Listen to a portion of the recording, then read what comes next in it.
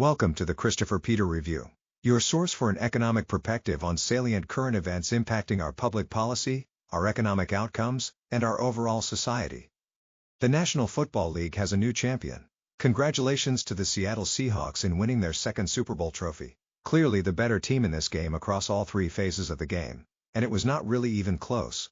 Unfortunately, the biggest game of the year was what I expected and feared. This may have been the most non-interesting Super Bowl game ever, especially in the first half, where there was little sustained action, a result of good defense and offenses feeling out the game. Not much to write home about. Beginning with the first half, the New England Patriots did absolutely nothing with the football on offense. Not really surprising since they have not played well at all throughout the playoffs. In the biggest game of the year, they still were horrible, despite 2 weeks to prepare.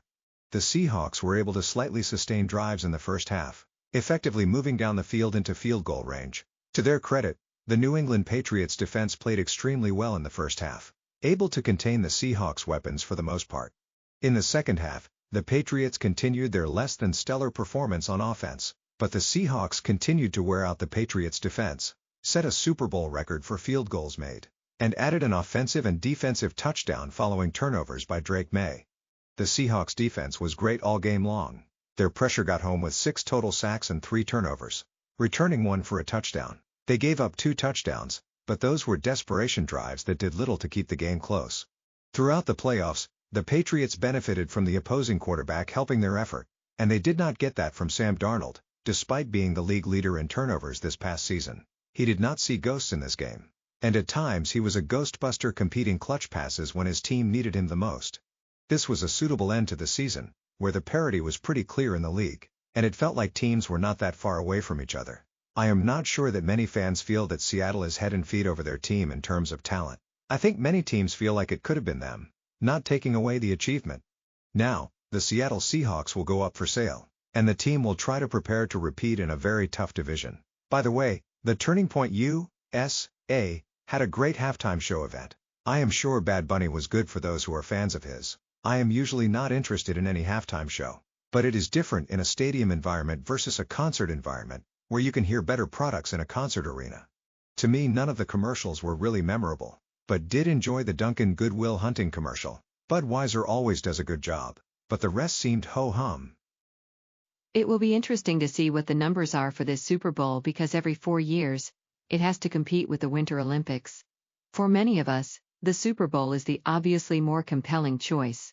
But this year, the game was not great and I wonder how many people decided to see what was going on in Milan. The Seahawks were the better team and the better team won. Many people talked about how easy of a path the Patriots had this season and some seemed shocked when they lost. They did not have a willing victim to make it easy for them in the Super Bowl. Like a C.J. Stroud to pass the ball to them. A backup without a start in over 2 years. And perennial playoff choker in Justin Herbert. The controversy over the halftime show is understandable but a bit overrated. Giving an opportunity to an artist that performs in Spanish is not the controversial part. It is giving a platform to an artist that says stupid political comments. No, ICE is not arresting Americans or legal immigrants. They are removing illegals. The Turning Point halftime show was a good idea to provide an option for people who do not want to listen to a person that says radical things. Not sure why it is something for leftist sympathizers to be up in arms about. It is a great way to connect. And millions of people tuned into their halftime show. It will be interesting to see also what the Seahawks do in the off-season, following the sale of the team. They have to negotiate a contract with their super most valuable player who can sign with any team in the off-season and may want to be the exclusive feature back. But the appeal of defending a title may be too appealing. Seattle is in a tough division.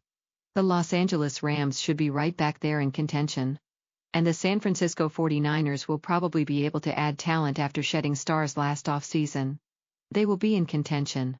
A division that came down to a final showdown this season. The conference may be better with Philadelphia Eagles still there with a new offensive coaching staff and 1 more year with Vic Fangio. I hate to admit this, but the Cowboys may be in contention for the playoffs next year and potentially the Giants. Maybe the East will have 3 teams in the playoffs. The other side will be tough as well. The Ravens with a new coach. The Steelers with a coach that wins at least 10 games with usual ease. There are a host of teams that could be much improved once healthy in the AFC. This is why football is great. There is no guarantee in any year. And by the way, I picked the Seahawks to win and you went with the upset that did not come anywhere close to happening. Thank you for experiencing this episode of the Christopher Peter Review. Your viewership is appreciated and valued.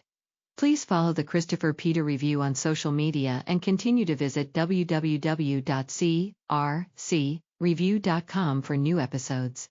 Thank you once again. Until next time.